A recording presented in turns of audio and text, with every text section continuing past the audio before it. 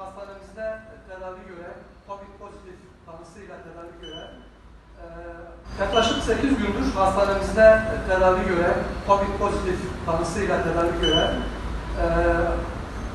hastalarımız Abdullah Sincaroğlu Bey ve eşi Fatma Sincaroğlu Hanım'ı bugün taburcu ediyoruz. Aldıkları tedavi sonucunda şikayetleri geriledi, iyileşme gözlendi.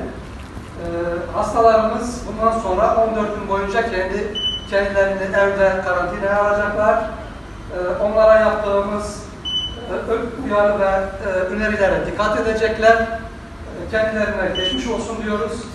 Bundan sonraki hayatlarında sağlık ve mutluluk diliyoruz. Tedavi çok tedaviden memnunuz. Bütün personeli teşekkür ederim. İyi hizmet yapmışlar. Sağ olun, var olun. Bütün hastalara alışmalar. Geçmiş olsun. Çok iyi olmuş. Şahane.